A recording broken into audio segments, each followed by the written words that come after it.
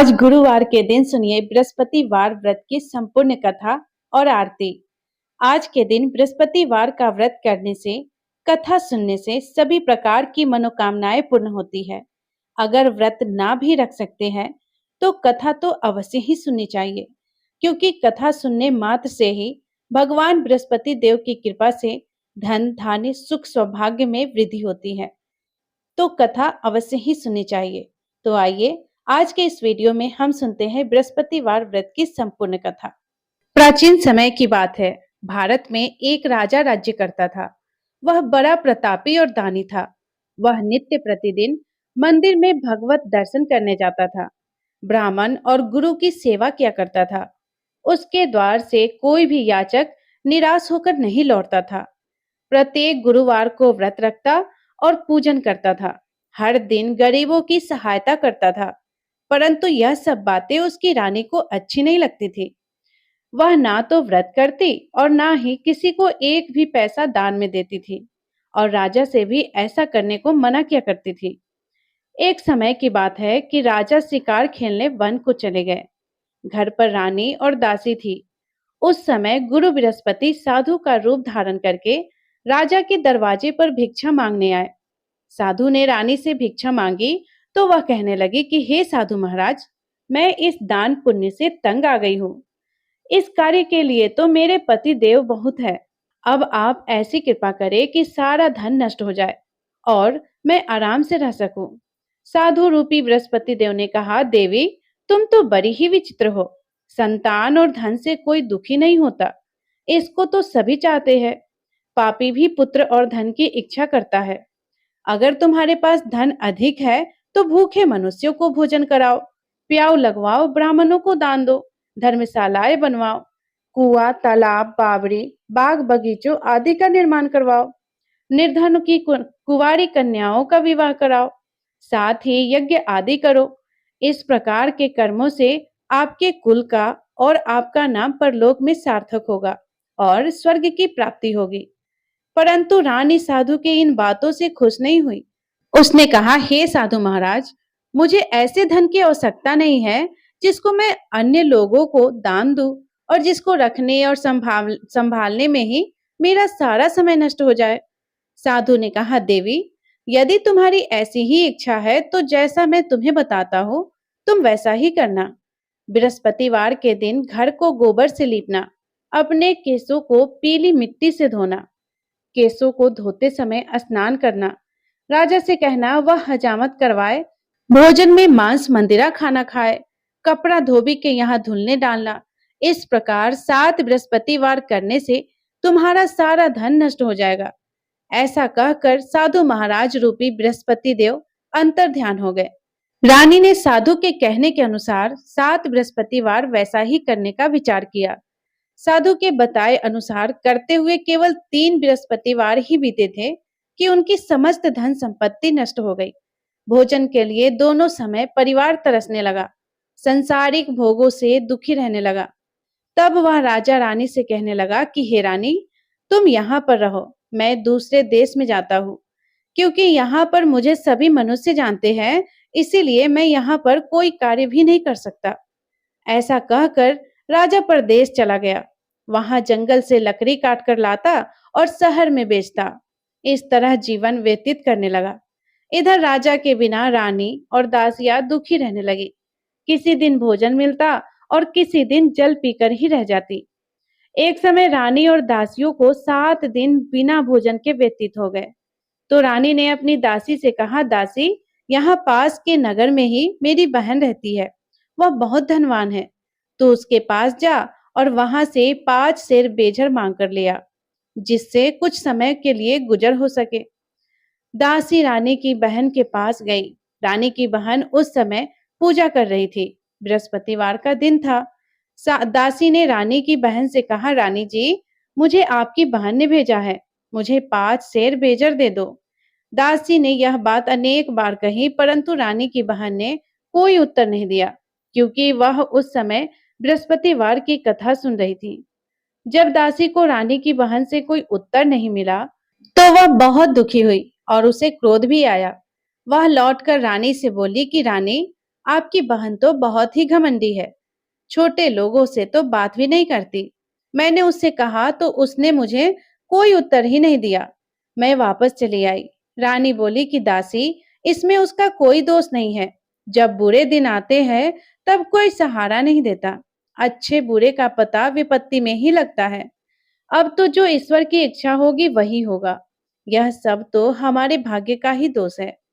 उधर रानी की बहन ने सोचा कि मेरी बहन की दासी आई थी, परंतु मैं उससे नहीं बोली। इससे वह बहुत दुखी हुई होगी। कथा सुनकर विष्णु भगवान का पूजन समाप्त कर कर वह अपनी बहन के घर आई और कहने लगी कि बहन, मैं बृहस्पतिवार का व्रत कर रही थी। तुम्हारी दासी गई, परंतु जब तक कथा होती है तब तक ना उठते हैं और ना बोलते हैं। इसीलिए मैं नहीं बोली। कहो दासी, क्यों गई थी? तो रानी बोली कि बहन, हमारे घर पर अनाज नहीं था। वैसे तुमसे कोई बात छुपी नहीं है। इस कारण मैंने दासी को तुम्हारे पास 5 सेर बेजर लेने के लिए भेजा था। रानी की बहन बोली कि बहन, देखो बृहस्पति भगवान सबकी मनोकामना पूरी करते हैं। देखो शायद तुम्हारे घर में अनाज रखा हो। ऐसा सुनकर दासी घर के अंदर गई तो वहां पर एक घड़ा बेजर का भरा मिल गया। तो उसे बड़ी हैरानी हुई, क्योंकि उसने एक एक बर्तन देख लिया था। उसने बाहर आकर रानी को बताया। दासी अपनी रानी से कहने लगी कि रानी, देखो वैसे जब हमको अन्न नहीं मिलता तो हम रोज ही व्रत करते हैं। अगर इनसे व्रत की विधि और कथा पूछ ली जाए तो उसे हम भी किया करेंगे। दासी के कहने पर रानी ने अपनी बहन से बृहस्पतिवार व्रत के बारे में पूछा। तो उसकी बहन ने बताया, बृहस्पतिवार के व्रत में चने की दाल और मुनक्का से विष्णु भगवान का केले की जड़ में पूजन करे तथा दीपक जलाए, पीला भोजन करे तथा कथा सुने। इस प्रकार करने से गुरु भगवान प्रसन्न होते हैं, अन्न पुत्र धन देते हैं और सभी मनोकामना पूर्ण करते हैं। व्रत और पूजन की विधि बताकर रानी की बहन अपने घर लौट आई। रानी और दासी दोनों ने निश्चय किया कि बृहस्पति देव भगवान का पूजन अवश्य करेंगे। 7 रोज के बाद जब बृहस्पतिवार आया तो उन्होंने व्रत रखा। गुड़साल में जाकर चना और गुड़ भी लाई तथा उसकी दाल से केले की जड़ तथा विष्णु भगवान का पूजन किया। अब पीला भोजन कहाँ से आए? दोनों बड़ी दुखी हुई, परंतु उन्होंने व्रत किया था, इस कारण बृहस्पति भगवान प्रसन्न थे।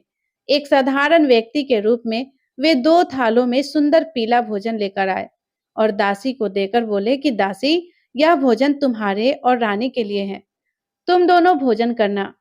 दासी भोजन पाकर बड़ी प्रसन्न हुई और रानी से बोली कि रानी जी, भोजन कर लो। रानी को भोजन आने के बारे में कुछ पता ही नहीं था। इसीलिए वह दासी से बोली कि जा, तू ही भोजन कर ले, क्योंकि तू हमारी व्यर्थ में हंसी उड़ाती है। तो दासी बोली कि एक व्यक्ति भोजन दे गया है। रानी कहने लगी कि वह भोजन तेरे लिए दे गया होगा, तो तू ही भोजन कर ले। दासी ने कहा कि वह व्यक्ति हम दोनों के लिए 2 थालों में भोजन देकर गया है, इसलिए मैं और आप दोनों ही साथ साथ भोजन करेंगे। दोनों ने गुरु भगवान को नमस्कार करके भोजन प्रारंभ किया। उसके बाद वे प्रत्येक बृहस्पतिवार को गुरु भगवान का व्रत और पूजन करने लगे। बृहस्पति भगवान की कृपा से उनके पास धन हो गया, परंतु रानी फिर पहले की तरह से आलस करने लगी। तब दासी बोली कि देखो रानी, तुम पहले भी इस प्रकार आलस करती थी। तुम्हें धन के रखने में कष्ट होता था, इस कारण सभी धन नष्ट हो गया था। अब गुरु भगवान की कृपा से धन मिला है तो फिर तुम्हें आलस होता है। बड़ी मुसीबतों के बाद हमने यह धन पाया है, इसीलिए हमें दान पुण्य करना चाहिए। भूखे मनुष्यों को भोजन करवाओ, प्याऊ लगवाओ, ब्राह्मणों को दान दो, कुआं तालाब बावड़ी आदि का निर्माण करवाओ, मंदिर पाठशाला बनवाकर दान दो, कुंवारी कन्याओं का विवाह करवाओ। धन को शुभ कार्य में खर्च करो, जिससे तुम्हारे कुल का यश बढ़े और स्वर्ग प्राप्त हो तथा पितृ प्रसन्न हो। दासी की बात मानकर रानी इसी प्रकार के कर्म करने का प्रारंभ किया। उसका काफी यश फैलने लगा। एक दिन रानी और दासी आपस में विचार करने लगे कि ना जाने राजा किस दशा में होंगे, उसकी कोई खोज खबर नहीं है। गुरु भगवान से उन्होंने प्रार्थना की और भगवान ने रात्रि में राजा को सपने में कहा कि हे राजा, उठ, तेरी रानी तुझको याद करती है। अब अपने देश को लौट जा। राजा प्रातःकाल उठा। वह विचार करने लगा कि स्त्री जाति खाने और पहनने की ही साथी होती है। पर भगवान की आज्ञा मानकर वह अपने नगर को चलने के लिए तैयार हुआ। जब राजा परदेश गया तो परदेश में बहुत दुखी रहने लगा था। प्रतिदिन जंगल से लकड़ी बीनकर लाता और उसे शहर में बेचकर अपने दुखी जीवन को व्यतीत करता था। एक दिन राजा दुखी हो अपनी पुरानी बातों को याद करके रोने लगा। उस जंगल में बृहस्पति देव एक साधु का रूप धारण करके आए और राजा के पास आकर बोले कि लकड़हारे, तुम इस सुनसान जंगल में किस चिंता में बैठे हो, मुझे बताओ। यह सुनकर राजा के नेत्रों में जल भर आया और साधु की वंदना करके बोला, प्रभु आप सब कुछ जानने वाले हैं। इतना कहकर राजा ने साधु को अपनी संपूर्ण कहानी सुना दी। महात्मा तो दयालु होते हैं। वे राजा से बोले कि राजा, तुम्हारी पत्नी ने बृहस्पति देव के प्रति अपराध किया था, जिसके कारण तुम्हारी यह दशा हुई है। अब तुम किसी प्रकार की चिंता मत करो, भगवान तुम्हें पहले से अधिक देंगे। देखो, तुम्हारी पत्नी ने बृहस्पतिवार का व्रत प्रारंभ कर दिया है। अब तुम भी बृहस्पतिवार का व्रत करके चने की दाल और गुड़ जल के लोटे में डालकर केले का पूजन करो। फिर कथा कहो या सुनो, भगवान तुम्हारी सभी मनोकामनाओं को पूर्ण करेंगे। साधु को प्रसन्न देखकर राजा बोले, प्रभु मुझे लकड़ी बेचकर इतना पैसा नहीं बचता जिससे भोजन करने के उपरांत कुछ बचा सकूं। मैंने रात्रि में अपनी रानी को व्याकुल देखा है। मेरे पास कोई साधन नहीं है जिससे उसका समाचार जान सकूं। और फिर मैं बृहस्पति दीप की क्या कहानी कहूँ, यह भी मुझको मालूम नहीं है। तो साधु ने कहा कि राजा, तुम किसी बात की चिंता मत करो। बृहस्पतिवार के दिन रोज की तरह लकड़ियां लेकर शहर में जाओ।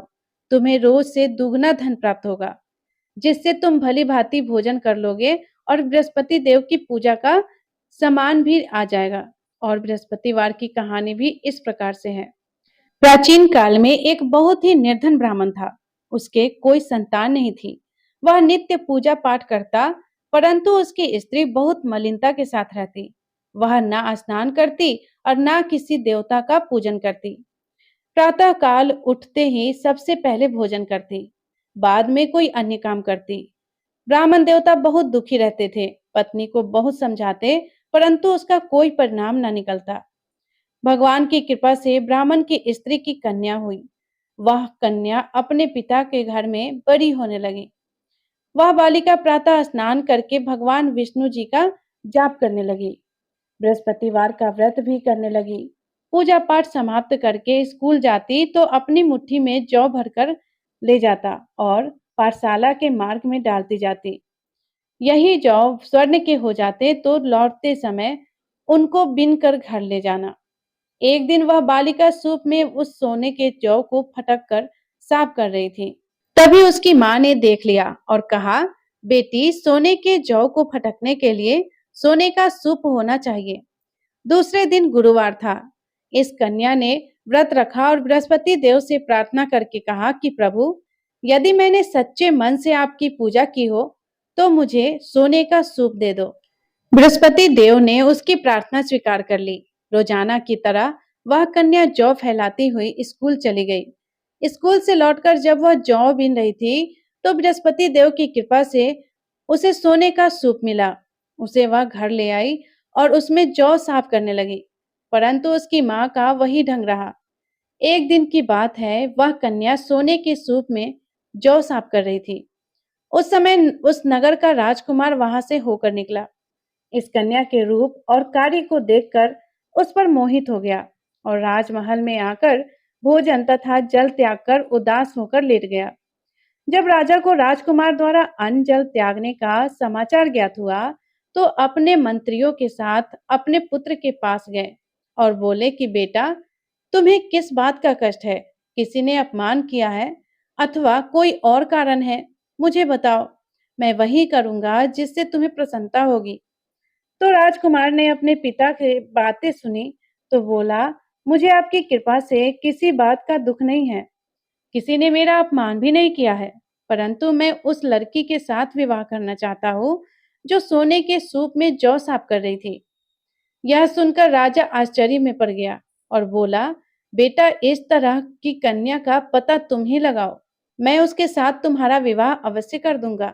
राजकुमार ने राजा को उस लड़की के घर का पता बताया। मंत्री उस लड़की के घर गया और राजा का आदेश ब्राह्मण को सुनाया। कुछ ही दिन के बाद ब्राह्मण की कन्या का विवाह राजकुमार के साथ संपन्न हो गया। कन्या के घर से जाते ही उस ब्राह्मण देवता के घर में पहले की भांति गरीबी का निवास हो गया। अब भोजन के लिए भी अन्न बड़ी मुश्किल से मिलता था। एक दिन दुखी होकर ब्राह्मण देवता अपनी पुत्री से मिलने गए। बेटी ने पिता की दुखी अवस्था को देखा और अपनी माँ का समाचार पूछा तो ब्राह्मण ने सारा हाल कह दिया। कन्या ने बहुत सा धन देकर अपने पिता को विदा कर दिया। इस तरह ब्राह्मण का कुछ समय सुखपूर्वक व्यतीत हो गया, लेकिन कुछ दिनों के बाद फिर वही हाल हो गया। ब्राह्मण फिर अपनी कन्या के यहाँ गया और सभी हाल कहा। तो पुत्री बोली कि पिताजी, आप माता जी को यहाँ लिवा लाओ, मैं उन्हें विधि बता दूंगी जिससे गरीबी दूर हो जाएगी।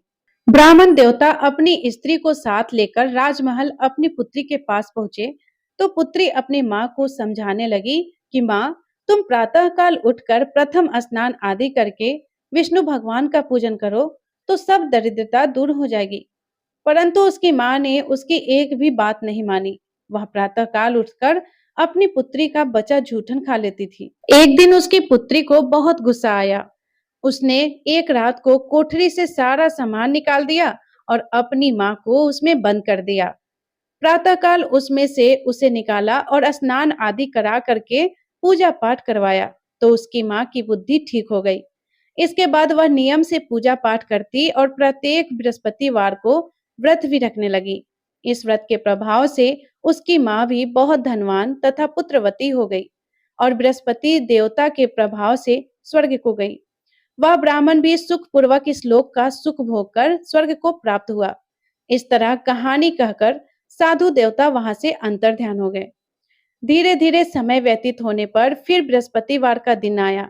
राजा जंगल से लकड़ी काटकर किसी शहर में बेचने गया तो उसे उस दिन और दिनों से अधिक पैसा मिला। राजा ने चना, गुड़ आदि लाकर बृहस्पतिवार का व्रत किया। उस दिन से उसके सभी क्लेश दूर हो गए। परंतु जब अगला गुरुवार आया तो वह बृहस्पतिवार का व्रत करना भूल गया। इस कारण बृहस्पति भगवान नाराज हो गए। उस दिन उस नगर के राजा ने विशाल यज्ञ का आयोजन किया तथा अपने समस्त राज्य में घोषणा करवा दी कि कोई भी मनुष्य अपने घर में भोजन ना बनाए, आग भी ना जलाए। समस्त जनता मेरे यहाँ भोजन करने आए और इस आज्ञा को जो नहीं मानेगा उसको फांसी की सजा दी जाएगी। राजा की आज्ञा के अनुसार राज्य के सभी वासी राजा के भोजन में सम्मिलित हुए, लेकिन लकड़हारा कुछ देर से पहुंचा, इसीलिए राजा उसको अपने साथ महल में ले गए। जब राजा लकड़हारे को भोजन करा रहे थे तो रानी की दृष्टि उस खूंटी पर पड़ी जिस पर उसका हार लटका हुआ था। उसे हार खूंटी पर लटका दिखाई नहीं दिया। रानी को निश्चय हो गया कि मेरा हार इस लकड़हारे ने ही चुरा लिया है और उसी समय सैनिक बुलवाकर उसको जेल में डलवा दिया। जब लकड़हारा जेल खाने में गया तो बहुत दुखी होकर विचार करने लगा कि न जाने कौन से पूर्व जन्म के कर्म से मुझे यह दुख प्राप्त हुआ है और उसी साधु को याद करने लगा जो कि जंगल में मिला था। उसी समय तत्काल बृहस्पति देव साधु के रूप में प्रकट हो गए और उसकी दशा को देखकर कहने लगे कि अरे मूर्ख, तूने बृहस्पति देवता की कथा नहीं की, इसी कारण तुझे दुख प्राप्त हुआ है। अब चिंता मत कर। बृहस्पतिवार के दिन जेल खाने के दरवाजे पर 4 पैसे पड़े मिलेंगे। उनसे तू बृहस्पति देव की पूजा करना तो तेरे सभी कष्ट दूर हो जाएंगे। अगले बृहस्पतिवार उसे जेल के द्वार पर 4 पैसे मिले। राजा ने पूजा का सामान मंगवाकर कथा कही और प्रसाद बांटा। उसी रात्रि को बृहस्पति देव ने उस नगर के राजा को स्वप्न में कहा कि राजा, तूने जिस आदमी को जेल खाने में बंद कर दिया है वह निर्दोष है, वह राजा है, उसे छोड़ दो। रानी का हार उसी खूंटी पर लटका हुआ है। अगर तू ऐसा नहीं करेगा तो मैं तेरे राज्य को नष्ट कर दूंगा। राजा प्रातःकाल उठा और खूंटी पर हार टंगा देखकर लकड़हारे को बुलाकर क्षमा मांगी और राजा के योग्य सुंदर वस्त्र आभूषण भेंट करके उसे विदा किया। गुरुदेव की आज्ञा के अनुसार राजा अपने नगर को चल दिया। राजा जब नगर के निकट पहुंचा तो उसे बड़ा आश्चर्य हुआ। नगर में पहले से अधिक बाग, तालाब, कुएं तथा बहुत सी धर्मशालाएं, मंदिर आदि बने थे। राजा ने पूछा कि यह किसका बाग और धर्मशाला है। तब नगर के सब लोग कहने लगे कि यह सब रानी और दासी ने बनवाए हैं। तो राजा को आश्चर्य हुआ और गुस्सा भी आया। जब रानी ने यह खबर सुनी कि राजा आ रहे हैं, तो उसने अपनी दासी से कहा कि दासी, देख राजा हमको कितनी बुरी हालत में छोड़ गए थे। हमारी ऐसी हालत देखकर वह लेट लौट न जाए, इसीलिए तू दरवाजे पर खड़ी हो जा। रानी की आज्ञा के अनुसार दासी दरवाजे पर खड़ी हो गई। जब राजा आए तो उन्हें अपने साथ महल में लिवा लाई। तब राजा ने क्रोध करके अपनी तलवार निकाली और पूछने लगा कि बताओ, यह धन तुम्हें कैसे प्राप्त हुआ है। तब रानी ने बताया कि हमें यह सब धन बृहस्पति देव के व्रत के प्रभाव से प्राप्त हुआ है। राजा ने निश्चय किया कि 7 रोज बाद तो सभी बृहस्पति देव का पूजन करते हैं, परंतु मैं रोजाना दिन में 3 बार कथा कहूंगा और रोज व्रत किया करूंगा। अब हर समय राजा के दुपट्टे में चने की दाल बंधी रहती और दिन में 3 बार कथा कहता। एक दिन राजा ने विचार किया कि चलो अपनी बहन के यहाँ हुआ हुआ आओ। इस तरह निश्चय कर राजा घोड़े पर सवार हो अपनी बहन के यहाँ चल दिया। मार्ग में उसने देखा कि कुछ आदमी एक मुर्दे को लेकर जा रहे हैं। उन्हें रोककर राजा कहने लगा कि अरे भाइयों, मेरी बृहस्पतिवार की कथा सुन लो। तो वे बोले कि लो, हमारा तो आदमी मर गया है और इनको अपनी कथा की पड़ी है। परंतु कुछ आदमी बोले कि अच्छा कहो, हम तुम्हारी कथा भी सुनेंगे। राजा ने निकाली और कथा कहानी शुरू कर दी। जब कथा आधी हुई तो मुर्दा हिलने लगा और जब कथा समाप्त हुई तो राम राम करके वह मुर्दा उठकर खड़ा हो गया। राजा आगे बढ़ा, उसे चलते चलते शाम हो गई। आगे मार्ग में उसे एक किसान खेत में हल चलाता हुआ मिला। राजा उससे बोला कि अरे भैया, तुम मेरी बृहस्पतिवार की कथा तो सुन लो। तो किसान बोला कि जब तक मैं तेरी कथा सुनूंगा तब तक 4 हरैया जोत लूंगा। जा अपनी कथा किसी और को सुनाना। राजा आगे चलने लगा। राजा के हटते ही बैल पछाड़ खाकर गिर गया और किसान के पेट में बहुत जोर से दर्द होने लगा। उसी समय किसान की पत्नी रोटी लेकर आई। उसने जब यह देखा तो अपने पुत्र से सब हाल पूछा और बेटे ने सभी हाल बता दिया।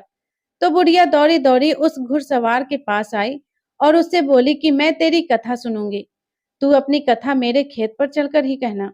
राजा ने लौटकर बुढ़िया के खेत पर जाकर कथा कही, जिसके सुनते ही बैल उठकर खड़े हो गए तथा किसान के पेट का दर्द भी ठीक हो गया। राजा अपनी बहन के घर पहुंच गया। बहन ने भाई की खूब मेहमानबाजी की। दूसरे रोज प्रातःकाल राजा जगा तो वह देखने लगा कि सब लोग भोजन कर रहे हैं।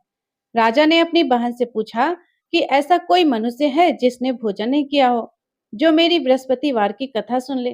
तब बहन बोली कि भैया, यह देश ऐसा ही है। पहले यहाँ के लोग भोजन करते हैं और बाद में अन्य काम करते हैं। अगर पड़ोसी में कोई हो तो मैं देखकर आती हूँ। ऐसा कहकर बहन देखने चली गई, परंतु उसे ऐसा कोई व्यक्ति नहीं मिला जिसने भोजन नहीं किया हो। अतः वह एक कुम्हार के घर गई, जिसका लड़का बीमार था। उसे मालूम हुआ कि उनके यहाँ 3-2 दिन से किसी ने भोजन नहीं किया है। तो रानी ने अपने भाई की कथा सुनने के लिए कुम्हार से कहा और वह कुम्हार तैयार हो गया। राजा ने जाकर बृहस्पतिवार की कथा कही, जिसको सुनकर उसका लड़का ठीक हो गया। अब तो राजा की प्रशंसा होने लगी। एक दिन राजा ने अपनी बहन से कहा कि बहन, हम अपने घर को जाएंगे, तुम भी तैयार हो जाओ। तो राजा की बहन ने अपनी सास से अपने भाई के साथ जाने की आज्ञा मांगी। तो सास बोली कि चली जा, परंतु अपने लड़कों को मत ले जाना, क्योंकि तेरे भाई के तो कोई संतान नहीं है। बहन ने अपने भाई से कहा कि भैया, मैं तो चलूंगी, पर कोई बालक नहीं जाएगा। राजा ने कहा कि जब कोई बालक ही नहीं जाएगा तो तुम क्या करोगी जाकर। बड़े दुखी मन से राजा अपने नगर को लौट आया। राजा ने अपनी रानी से कहा कि हम निर्वंशी हैं, हम निर्वंशी राजा है, हमारा मुंह देखने का भी धर्म नहीं है और हम बिना भोजन आदि किए सैया पर लेट गया। रानी बोली कि हे प्रभु, बृहस्पति देव ने हमें सब कुछ दिया है, वे हमें संतान भी अवश्य देंगे। उसी रात को बृहस्पति देव ने राजा को स्वप्न में कहा कि राजा उठ, सभी सोच त्याग दे, तुम्हारी रानी गर्भवती है। राजा को यह जानकर बड़ी खुशी हुई और 9वें महीने रानी के गर्भ से एक सुंदर पुत्र पैदा हुआ। तब राजा बोला कि हे रानी, स्त्री बिना भोजन के रह सकती है, परंतु बिना कहे नहीं रह सकती। जब मेरी बहन आएगी तो तुम उससे कुछ कहना मत। तो रानी ने सुनकर हाँ कर दी। जब राजा की बहन ने यह शुभ समाचार सुना तो बहुत खुश हुई और बधाई लेकर अपने भाई के यहाँ आई। तभी रानी ने कहा कि घोड़ा चढ़ाकर नहीं आई, गधा चढ़ा के आई हो। तो राजा की बहन बोली कि भाभी, मैं इस प्रकार ना कहती तो तुम्हें औलाद कैसे मिलता। बृहस्पति देव ऐसे ही है, जैसे जिसके मन में कामना होता है सभी को पूर्ण करते हैं। जो सब श्रद्धा भावना पूर्वक बृहस्पतिवार का व्रत करता है, वो कथा पढ़ता है अथवा कथा सुनता है, दूसरों को सुनाता है, बृहस्पति देव उसकी सभी मनोकामना को पूर्ण करते हैं।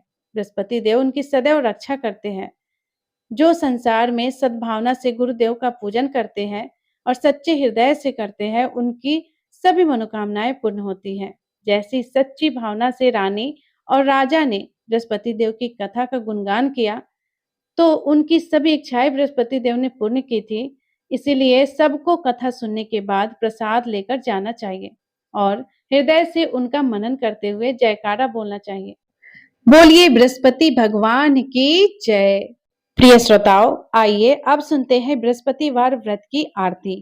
ओम जय बृहस्पति देवा, स्वामी जय बृहस्पति देवा। छिनी छिनी भोग लगाओ, कदली फल मेवा। ओम जय बृहस्पति देवा, तुम पूरन परमात्मा, तुम अंतर्यामी। जगत पिता जगदेश्वर, तुम सबके स्वामी। ओम जय बृहस्पति देवा, चरणामृत निज निर्मल, सब पातक हरता। सकल मनोरथ दायक, कृपा करो भरता। ओम जय बृहस्पति देवा, तन मन धन अर्पण कर, जो जन शरण परे। प्रभु जो जन शरण परे, प्रभु प्रकट तब हो कर, आकर द्वार खरे। ओम जय बृहस्पति देवा, दीन दयाल दयानिधि, भक्तन हितकारी। पाप दोष सब हरता, भव बंधन हारी। ओम जय बृहस्पति देवा, सकल मनोरथ दायक, सब संशय हारो। विषय विकार मिटाओ, संतन सुखकारी। ओम जय बृहस्पति देवा, जो कोई आरती प्रभु की प्रेम सहित गावे। ज्येष्ठ आनंद आनंद करे, सब निश्चय फल पावे। ओम जय बृहस्पति देवा, ओम जय बृहस्पति देवा। स्वामी जय बृहस्पति देवा, छिनी छिनी भोग लगाओ, कदली फल मेवा। ओम जय बृहस्पति देवा। बोलिए विष्णु भगवान की जय। तो प्रिय श्रोताओं, ये थी बृहस्पतिवार की संपूर्ण कथा और आरती। यदि ये कथा आपको पसंद आई हो तो वीडियो को लाइक जरूर कीजिएगा और प्यारा सा कमेंट लिखकर वीडियो को लाइक जरूर कीजिएगा। अगर आप अभी तक चैनल पे नए हैं तो चैनल को सब्सक्राइब करना ना भूलिएगा। धन्यवाद। राधे राधे। जय श्री कृष्णा।